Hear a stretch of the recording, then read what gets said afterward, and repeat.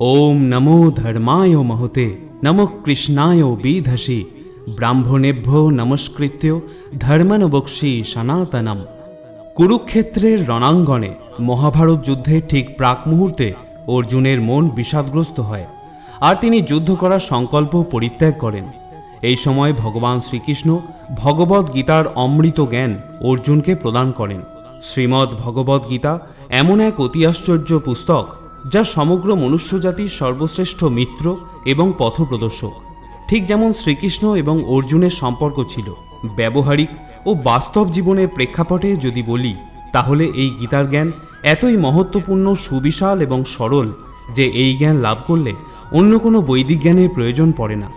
যদি আপনি এটা অনুভব করে ফেলতে পারেন যে বাস্তবে আমি হলাম শুধুমাত্র একটি আত্মা আর শরীর হলো একটি আবরণ মাত্র, তাহলে আপনি নিজেকে ভগবদ্ গীতার প্রত্যেকটি কথাকে বিশ্বাস করা থেকে আটকাতে পারবেন না। আমরা প্রত্যেকেই হলাম এক একটি আত্মার স্বরূপ, যা পরমাত্মারই অংশ। এই সংসার হলো একটি কারাগৃহের মতো, যেখানে আমরা নিজেদের অপরাধের শাস্তি ভোগ করার জন্য জন্মগ্রহণ করে থাকি। আমরা যে মনুষ্য জীবন লাভ করেছি, এটা আমাদের জন্য একটা সুযোগ বা পরীক্ষা, যাতে আমরা আমাদের অপরাধের প্রায়শ্চিত্ত করতে পারি। আর ভগবদ্ গীতা হলো সেই পুস্তক যাকে আধার করে আমরা জীবনরূপী পরীক্ষায় উত্তীর্ণ হতে পারি। গীতায় ভগবান শ্রীকৃষ্ণ যে পথ আমাদের দেখিয়েছেন, তাকে অনুসরণ করলে আমরা এই জীবন মৃত্যুর চক্র থেকে মুক্তি পেতে পারি। কিন্তু কলিযুগের প্রত্যেকটি অধ্যায়ে মানুষ আরও নিম্নতর স্তরে নেমে যাচ্ছে। কলিযুগের আধুনিকীকরণের প্রভাবে সনাতন ধর্মের মাহাত্ম্য, ঈশ্বরের অস্তিত্বের উপর বিশ্বাস এবং ধর্মীয় সংস্কৃতি ক্রমশ নষ্ট হয়ে যাচ্ছে। ভগবত ভক্তির এইসব জ্ঞান মানুষের থেকে ক্রমশ দূরে সরে যাচ্ছে। কলিযুগ, যেখানে পাপ নিজের আধিপত্য বিস্তার করছে, নিজের স্বার্থ পূরণের জন্য লোক যে কোনো সীমায় নেমে যাচ্ছে। ভাই নিজের ভাইকে হত্যা করতেও সংকোচ করে না। মাতা পিতার জন্য সম্মানও কোথায় যেন হারিয়ে গেছে। ধন উপার্জনের জন্য মনুষ্য তার বাস্তবিক অস্তিত্বকেই ভুলে গেছে।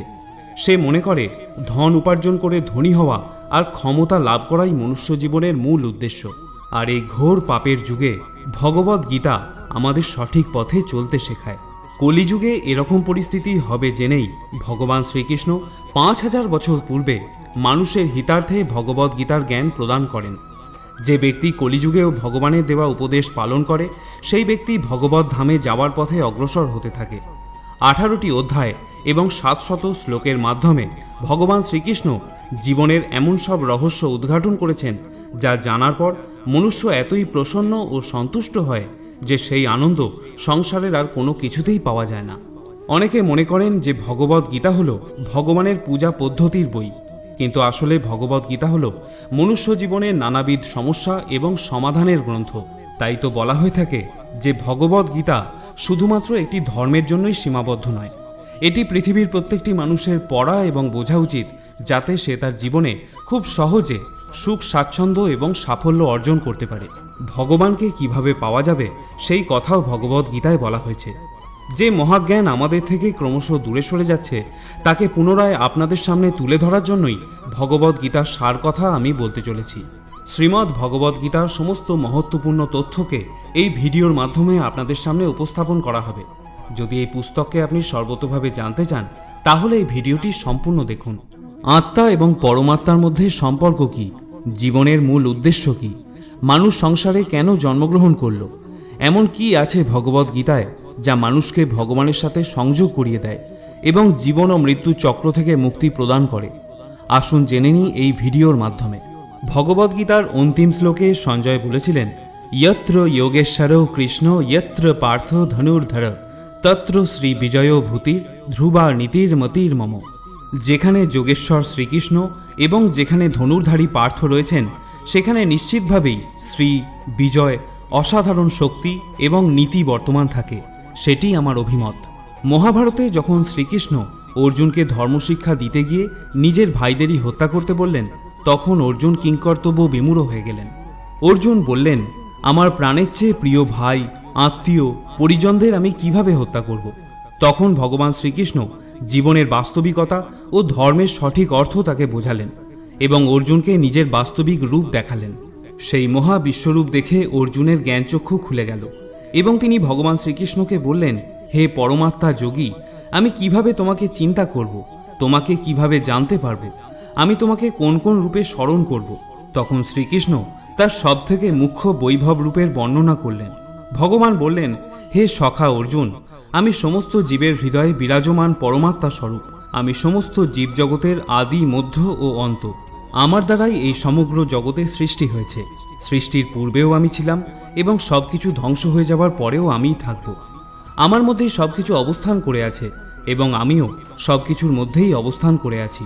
তুমি যা কিছু দেখতে পারো, স্পর্শ করতে পারো, স্বাদ গ্রহণ করতে পারো, শুনতে পারো, সেই সবই আমি। এই নদী, পাহাড়, চন্দ্র, সূর্য, গ্রহ, নক্ষত্র সব আমি সৃষ্টি করেছি। আমি ভগবানকেও সৃষ্টি করেছি, আবার আমি শয়তানকেও সৃষ্টি করেছি। আমি রাক্ষস সৃষ্টি করেছি, আবার আমি মনুষ্যকেও সৃষ্টি করেছি। হে অর্জুন, আমি জলের রস, চন্দ্র সূর্যের জ্যোতি, চার বেদের ওমকার, আকাশের শব্দ এবং মনুষ্যের মধ্যে পুরুষাকার রূপে বিরাজ করি। সর্বভূতের হৃদয়স্থিত সকল জীবের আত্মা আমি এবং সর্বভূতের আদি, মধ্য ও অন্তও আমি। আমি সর্বব্যাপী, সব কিছুর মধ্যেই আমি আছি। সবের মধ্যে শুধু আমি আর আমিই আছি। আমি ব্রহ্মা হয়ে সব কিছু সৃষ্টি করি এবং রুদ্র হয়ে সব কিছু ধ্বংসও করে থাকি। আমি এভাবেই সৃষ্টি ও ধ্বংস করতে থাকি যাতে মনুষ্য জন্মমৃত্যু চক্র থেকে মুক্ত হতে তৎপর হয়ে ওঠে এবং আত্মা পুনরায় পরমাত্মায় অর্থাৎ আমাতে বিলীন হতে পারে। হে কৌন্তেয়, সত্য, তম ও রজ এই তিন গুণ আমার থেকেই উৎপন্ন হয়েছে, কিন্তু আমি নিজে এই তিন গুণের প্রভাব থেকে মুক্ত, অর্থাৎ আমি এই তিন গুণেরও অতীত। এই তিন গুণের প্রভাবে এই সমস্ত জগতের প্রাণীসমূহ মোহিত হয়ে আছে। তাই এই ত্রিগুণের অতীত অবিনাশী আমাকে তারা জানতে পারে না, কারণ আমার অতি অদ্ভুত এই ত্রিগুণাত্মিকা মায়া অত্যন্ত দুস্তর। কিন্তু যারা কেবল নিরন্তর আমার ভজনা করেন তারা এই দুস্তর মায়া উত্তীর্ণ হতে পারেন, অর্থাৎ সংসারের বন্ধন থেকে মুক্ত হন। আমি জন্মরহিত অবিনাশী স্বরূপ এবং সর্বভূতের ঈশ্বর হওয়া সত্ত্বেও নিজ প্রকৃতিকে অধীন করেই স্বীয় যোগমায়া দ্বারা নিজেকে সাকার রূপে সৃষ্টি করি এবং জগৎকে উদ্ধার করার জন্য জনসমক্ষে প্রকট হয়ে থাকি। তুমি যা কিছু এই সংসারে ব্যাপ্ত দেখতে পাও, এই বিরাট বিপুল ব্রহ্মাণ্ড আমার একটা অংশ মাত্র। আমি সমস্ত সৃষ্টির জনক বীজ। কোনো চর বা অচর প্রাণী আমাকে ছাড়া থাকতে পারে না। সমগ্র ঐশ্বর্য, সৌন্দর্য তথা প্রকৃতির সব সৃষ্টি আমার তেজের স্ফুলিঙ্গ থেকেই সৃষ্টি হয়েছে। আমি সমগ্র ব্রহ্মাণ্ডকে আমার একটা ক্ষুদ্র অংশ দ্বারা ব্যাপ্ত হয়ে ধারণ করে থাকি। স্বর্গ, মর্ত ও পাতালের এমন কোনো স্থান নেই যেখানে আমি বিরাজ করি না। একটা ক্ষুদ্র গাছের পাতাও আমার ইচ্ছার ব্যতীত নড়তে পারে না। সব কিছু আমার থেকেই সৃষ্টি হয় এবং সবশেষে আমাতেই বিলীন হয়ে যায়। যদি আমরা শ্রীকৃষ্ণ কথিত শ্রীমদ্ ভগবদ্গীতাকে বিশ্লেষণ করি তাহলে আমরা বুঝতে পারব শ্রীমদ্ ভগবদ্গীতার মূল সার কথা হলো তিনটি। প্রথম হলো সকল কর্মকে ঈশ্বরের চরণে সমর্পণ, দ্বিতীয় হলো ফলের আকাঙ্ক্ষাকে বর্জন করা এবং তৃতীয় হলো কর্তৃত্ব অভিমান ত্যাগ করা। আত্মনিবেদনেই গীতার আরম্ভ এবং আত্মসমর্পণেই গীতার সমাপ্তি। ভগবান অর্জুনকে উদ্দেশ্য করে সারা মানব জাতিকে বলেছেন, তপস্বিভ্যেধিক যোগী জ্ঞানীভ্যেপি মাতোধিক কর্মেভ্যশ্চাধিক যোগী তস্মাদ যোগী ভবার্জুনা। যোগী তপস্বীগণ অপেক্ষা শ্রেষ্ঠ, শাস্ত্রজ্ঞ পণ্ডিতগণ অপেক্ষা শ্রেষ্ঠ এবং কর্ম অনুষ্ঠান যারা করেন তাদের থেকেও শ্রেষ্ঠ। অতএব হে অর্জুন, তুমি যোগী হও। যোগস্থ কুরু কর্মাণি সঙ্গং ত্যক্ত্বা ধনঞ্জয় সিদ্ধা সিদ্ধ সমভূত্যা সমত্তং যোগ উচ্যতে। হে ধনঞ্জয়, তুমি আসক্তি ত্যাগ করে এবং সিদ্ধি ও অসিদ্ধিতে সমভাবাপন্ন থেকে যোগস্থ হয়ে সকল কর্ম করো। এই সমত্বকেই যোগ বলা হয়। ভগবান শ্রীকৃষ্ণ অর্জুনকে বলেন যে তোমার অধিকার শুধু কর্ম করার জন্য, ফল ঈশ্বরের হাতে। এই কারণে না তো কর্ম থেকে পলায়ন করা উচিত আর না তো কর্মফলের আশা করা উচিত। যে ব্যক্তি স্বাদ গ্রহণ করা থেকে মুক্তি পাওয়ার জন্য আহারকেই ত্যাগ করে, বাস্তবে তার মন থেকে স্বাদের লালসা কখনোই যায় না। কিন্তু সেই ব্যক্তি উত্তম যে আহার ত্যাগের পরিবর্তে স্বাদ গ্রহণের লালসাকেই ত্যাগ করে ফেলে। একজন কর্মযোগী নিজের মনের সমস্ত লালসাকেই ত্যাগ করে। একজন কর্মযোগী নিজের মনের সমস্ত লালসাকেই ত্যাগ করে। জীবনের কর্তব্যবোধে কর্ম নিশ্চয়ই করে, কিন্তু কোনো কার্যে আবদ্ধ হয় না। অর্থাৎ যে ব্যক্তি নিজের কর্ম থেকে প্রত্যাশা, আকাঙ্ক্ষা প্রভৃতি রাখে না, তারই কার্য পূর্ণ হয় এবং সফলতা প্রাপ্ত হয়। যার মন সফলতা ও বিফলতায় সমভাবাপন্ন থাকে, এইরূপ ব্যক্তিকেই কর্মযোগী বলা হয়ে থাকে এবং এইরূপ ব্যক্তিরাই জীবনে বারবার সফল হয় এবং সুখী হয়। এই অতি আশ্চর্য কথা শুনে আবেগপ্রবণ হয়ে অর্জুন ভগবান শ্রীকৃষ্ণকে বললেন, প্রভু, আমি দেখতে চাই তুমি কিভাবে এই দৃশ্য জগতে প্রবিষ্ট হয়ে আছো। আমি তোমার বিশ্বরূপ দর্শন করতে চাই। দয়া করে আমাকে সেই মহারূপ দেখাও। তখন ভগবান অর্জুনকে দিব্য দৃষ্টি প্রদান করলেন। অর্জুন তখন দিব্য দৃষ্টি পেয়ে ভগবানের বিশ্বরূপ দেখলেন। অর্জুন দেখতে পেলেন সেখানে অসংখ্য মুখ, অসংখ্য চোখ এবং অসংখ্য অত্যাশ্চর্য বস্তু। তিনি দেখলেন সেই রূপ দৈবিক অলঙ্কারে পরিপূর্ণ। অনেক দৈবিক অস্ত্রও তিনি দেখতে পেলেন। ভগবানের এই স্বরূপ চকিত করে দেওয়া, তেজময়, অসীম এবং সর্বব্যাপ্ত ছিল। এইভাবেই অর্জুন ভগবানের এই বিশ্বরূপের এক জায়গাতেই হাজার হাজার ভাগে বিভক্ত বিশাল ব্রহ্মাণ্ডের অনন্ত আশ্চর্য স্বরূপ দেখলেন। অর্জুন হাতজোড় করে প্রার্থনা করলেন আর বললেন, আমি আপনার শরীরে সমস্ত দেবতা, অসুর, গন্ধর্ব এবং অন্যান্য বিবিধ জীবদের একসাথে দেখতে পাচ্ছি। আমি পদ্মফুলের উপর বিরাজমান ব্রহ্মা, মহেশ্বর, অন্যান্য ঋষি এবং ভয়ঙ্কর দিব্য সর্পদের দেখতে পাচ্ছি। আমি তোমার শরীরের অগুন্তি অসংখ্য হাত, পা, মুখ এবং চোখ দেখতে পাচ্ছি। তোমার আদি, মধ্য এবং অন্ত দেখা যায় না। তুমি এই ব্রহ্মাণ্ডের পরম আধার। তুমি অব্যয় তথা পুরাণ পুরুষ। তুমি এই সনাতন ধর্মের পালক। তোমার মহিমা অনন্ত। তোমার পূজা পদ্ধতি অসংখ্য। তোমার দুই চোখে আমি তেজোদ্দীপ্ত সূর্য ও চন্দ্রকে দেখতে পাচ্ছি। আমি তোমার মুখ থেকে নির্গত তেজোদ্দীপ্ত স্ফুলিঙ্গে সমগ্র ব্রহ্মাণ্ডকে যেন প্রজ্বলিত হতে দেখছি। এইভাবে আমরা অর্জুনের বৃত্তান্ত থেকে ভগবান শ্রীকৃষ্ণের মহাভয়ঙ্কর তথা অতি সুন্দর রূপের অনন্ত অত্যাশ্চর্য বর্ণনা পাই। শ্রীমদ্ ভগবদ্গীতায় পরমেশ্বর বলেছেন, যদি তুমি আমাকে লাভ করতে চাও তাহলে এই জীবনকে আমার প্রতি ভক্তিতে ব্যবহার করো। আমার ভক্তি শরীর দিয়ে নয়, বরং তোমার ভিতরে থাকা আত্মার মাধ্যমেই করতে পারবে। যেমন শরীরকে তরতাজা রাখতে খাদ্যের প্রয়োজন হয়, সেরকমই আত্মাকে তরতাজা ও পবিত্র রাখতে আমার প্রতি ভক্তির প্রয়োজন হয়। যতক্ষণ তোমার মধ্যে এই ভ্রান্ত ধারণা থাকবে যে তুমি একটা শরীর, ততক্ষণ তুমি আমাকে লাভ করতে পারবে না।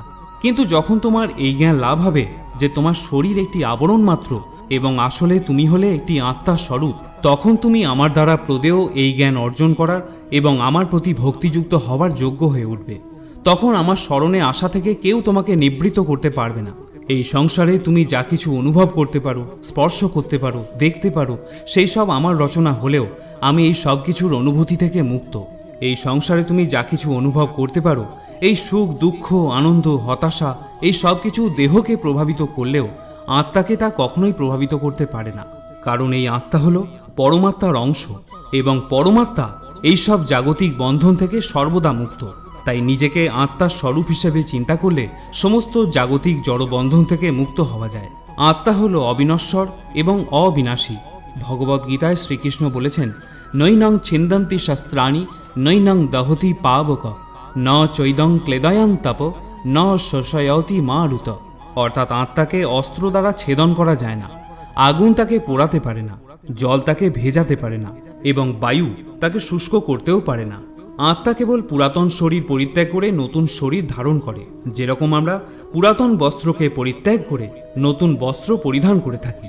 পরমেশ্বর ভগবান এটাও বলেছেন, মনুষ্য জীবনে কোনো ব্যক্তি চেষ্টা করলে তার আত্মাকে নিজেই পরমাত্মায় বিলীন করতে পারে, আর ভক্তির দ্বারা এটা সম্ভব।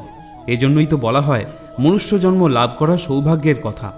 84 লক্ষ যোনিতে জন্ম হওয়ার পর মনুষ্য জন্ম প্রাপ্তি হয়, আর এই জন্মতে প্রত্যেক ব্যক্তিকে ভিন্ন ভিন্ন পরীক্ষায় উত্তীর্ণ হতে হয়। যেমন মায়া ও মোহের চক্রে আবদ্ধ হয়ে একজন ব্যক্তি অসত্য, ব্যভিচার, লোভ, জুয়া ইত্যাদি আসক্তিতে আকর্ষিত হয় আর নিজের সাথে পরমাত্মার সম্পর্কের কথা ভুলে যায়। আত্মার সাথে পরমাত্মার সম্পর্কই স্থায়ী এবং অবিচল হয়। জাগতিক অন্য সব সম্পর্কই, যেমন মাতা পিতা, স্বামী স্ত্রী, সন্তান, বন্ধু, শত্রু, সব কিছুই অনিত্য এবং অস্থায়ী হয়। অর্থাৎ এই সম্পর্কগুলো একটা জন্মেই সীমাবদ্ধ থাকে। যখনই আত্মা অন্য শরীর ধারণ করে সব সম্পর্ক পরিবর্তন হয়ে যায়। ভগবান বলেন, আত্মা হলো সচ্চিদানন্দ স্বরূপ, অর্থাৎ সর্বদাই আনন্দে থাকা। আত্মা এই দুনিয়ার সুখ দুঃখতে প্রভাবিত হয় না। শ্রীমদ্ ভগবদ্গীতায় বলা হয়েছে, মনুষ্য জীবনের 4 স্তম্ভ হল ধর্ম, অর্থ, মোক্ষ এবং কাম। এই 4টি বিষয়ের জ্ঞান যে ব্যক্তির হয়ে যায় তার এই সংসার থেকে মুক্তি লাভ হওয়া সুনিশ্চিত। ধর্মের অর্থ ভগবান বিস্তারিতভাবে ভগবদ্গীতায় বলেছেন। হিন্দু, মুসলিম, শিখ, ঈসাই এগুলি কোনোটাই আদি ধর্ম নয়। কর্ম করতে করতে ব্যক্তিকে কিভাবে জীবনে চলতে হবে, জীবনকে সঠিকভাবে কিভাবে ব্যবহার করতে হবে, শাস্ত্রে উল্লেখিত নিয়ম পালন করার সাথে জীবন কাটানোই হলো আসল ধর্ম। অর্থ বলতে ভগবান ধনসম্পত্তির কথা বলেননি। এই সংসারে আত্মা তার অস্তিত্বকে বোঝার অর্থের কথা তিনি বলেছেন। এই সংসারে থেকে সকল সম্পর্ককে মূল্য দিয়ে তাদের প্রতি সঠিক কর্তব্য পালন করে সাংসারিক জীবনে সকল প্রকারের সুখ ভোগ করে জীবনরূপী পরীক্ষায় উত্তীর্ণ হয়ে নিজেকে পরমাত্মার সাথে বিলীন করে দেওয়াই হলো আসল কর্ম। তৃতীয় স্তম্ভ হল কাম। ভগবান শ্রীকৃষ্ণ বলেছেন, প্রত্যেকটি মানুষ কাম, ক্রোধ, লোভ, লালসা, অহংকার, মোহ এবং ঈর্ষার দ্বারা পীড়িত। মনুষ্যকে এইসব মানসিক স্থিতিগুলিকে নিয়ন্ত্রণে রেখে জীবনযাপন করতে হবে, কারণ এইসব ভাবনার দ্বারা প্রভাবিত হয়ে পড়লে মানুষ কখনোই পরমাত্মাকে লাভ করতে পারবে না। চতুর্থ স্তম্ভ হল মোক্ষ। যতক্ষণ না একজন ব্যক্তি তার আকাঙ্ক্ষাকে পরিত্যাগ করতে পারছে ততক্ষণ মোক্ষের দুয়ারে পৌঁছানো অসম্ভব। ভগবান শ্রীকৃষ্ণ ভগবদ্গীতায় বলেছেন, মানুষের ইচ্ছা এবং আকাঙ্ক্ষার কারণেই এই সংসারে জন্মমৃত্যুর চক্রে তাকে বারবার ফিরে আসতে হয়। যদি একজন ব্যক্তি লোভ, ইচ্ছা, আমিত্বকে ত্যাগ করে সাধারণ জীবন যাপন করে আর সমস্ত নিয়ম পালন করতে করতে আমাতে লীন হয়ে যায়, তাহলে তার মোক্ষপ্রাপ্তি অবশ্যই ঘটে। কিন্তু তার আগে আত্মাকে তার পাপ ও পুণ্যের ভিত্তিতে স্বর্গ এবং নরক উভয়ই ভোগ করতে হয়। যদি কোনো আত্মা স্বর্গের প্রতি আসক্ত হয়ে পড়ে, সেখানকার বৈভব এবং ঐশ্বর্য দেখে বিচলিত হয়ে পড়ে, তাহলে তাকে সেখানেই থাকতে হয়, আর সেই জন্মে তার জন্য মোক্ষের দরজা বন্ধ হয়ে যায়। পুনরায় মুক্তি পাওয়ার জন্য আত্মাকে নতুন শরীর ধারণ করে পুনরায় প্রয়াস করতে হয়। যেখানেই লোভ বা আকাঙ্ক্ষার জন্ম হয়, সেখানেই এই প্রচেষ্টা ব্যর্থ হয়ে যায়। পুনরায় জন্মগ্রহণ করে পরমাত্মাকে লাভ করার পথের সন্ধান করতে হয়। ভগবদ গীতা থেকে আরেকটি অন্যতম শিক্ষা আমরা যেটা পাই তা হল কর্মফলের প্রতি প্রত্যাশা বা আকাঙ্ক্ষা না রাখা। ভগবান বললেন, হে অর্জুন, কর্মের ফলের ওপর প্রত্যাশা রাখলে সেখান থেকে কামনার উদ্ভব হয়, কামনা থেকে অসন্তোষের উদ্ভব হয়, অসন্তোষ থেকে ক্রোধের উৎপন্ন হয়, আর ক্রোধ থেকে মোহ জন্ম নেয়। মোহে মানুষ আচার ব্যবহারের জ্ঞান ভুলে যায়, জ্ঞান ভুলে গেলে বুদ্ধি চলে যায়, মানুষ অনুচিত কার্য করতে থাকে এবং সমাজ এইরূপ ব্যক্তির শত্রুতে পরিণত হয় এবং অন্তিমে এইরূপ ব্যক্তির পূর্ণতায় পতন ঘটে। তাই হে অর্জুন, সমস্ত কর্ম তুমি মনে মনে আমাকে সমর্পণ করে সমবুদ্ধিরূপ যোগ অবলম্বন করো। মতপরায়ণ হয়ে সর্বদা আমাদের চিত্ত নিবদ্ধ রাখো, তাহলেই তুমি আমার কৃপায় সনাতন অবিনাশী পরম পদ প্রাপ্ত হবে। তাই আমরা দৈনন্দিন জীবনে যাবতীয় যা কর্ম করি, সকল কর্মই নিজের ইষ্টের চরণে বা ঈশ্বরের চরণে সমর্পণ করব। আমরা এটা জেনে কর্ম করব যে সকল কর্মই হলো ঈশ্বরের কর্ম। আমরা ঈশ্বরের হাতের যন্ত্রস্বরূপ। তিনি আমাকে দিয়ে যা করান আমি তাই করি। বাজিকর যেমন পুতুল নাচায়, অনেকটা সেই রকম। এখানে পুতুলের কোনো কর্তৃত্ব থাকে না, সকল কর্তৃত্বই হলো বাজিকরের। কর্ম যদি ইষ্টের বা ঈশ্বরের হয়ে থাকে, তবে ফলও ঈশ্বরের, আমার নয়। অর্থাৎ ফলের কোনো আকাঙ্ক্ষাই আমাদের মধ্যে থাকা উচিত নয়। যদি এইভাবে চিন্তা করে আমরা জীবনে চলতে পারি, তাহলে পাপ বা পুণ্য কোনোটারই ফলভোগী আমাদের হতে হবে না। আমি এই কর্ম করছি, এইরূপ আমিত্ববোধ না রেখে সর্বদা কর্ম করে যাওয়া উচিত। সাধক রামপ্রসাদ গানের মাধ্যমে আমাদের বলেছেন, তোমার কর্ম তুমি করো মা, লোকে বলে করি আমি।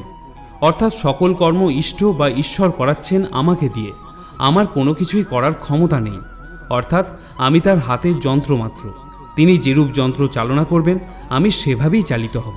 তাহলে আসুন বন্ধুরা, ভগবদ গীতা জীবনের যেসব রহস্যকে বর্ণনা করে, সেগুলিকে যথাযথভাবে বুঝে জীবন সার্থক করি। যদি আপনার ভগবদ গীতার সারকথার এই আলোচনা ভালো লাগে, তাহলে অবশ্যই ভিডিওটি সবার সাথে শেয়ার করুন, যাতে সংসারে উপস্থিত সকল আত্মা নিজের বাস্তবিকতাকে অনুধাবন করে পরমাত্মাকে লাভ করার প্রচেষ্টায় লিপ্ত হয়ে পড়ে আর জীবন মৃত্যু চক্র থেকে মুক্ত হয়ে সর্বদাই ভগবানের কাছে থাকার আনন্দ লাভ করতে পারে। আজকের মতো এ পর্যন্তই। যদি ভিডিওটি আপনাদের ভালো লাগে, তাহলে অবশ্যই একটি লাইক করতে ভুলবেন না। সকলে ভালো থাকুন, সুস্থ থাকুন। জয় শ্রীকৃষ্ণ। রাধে রাধে।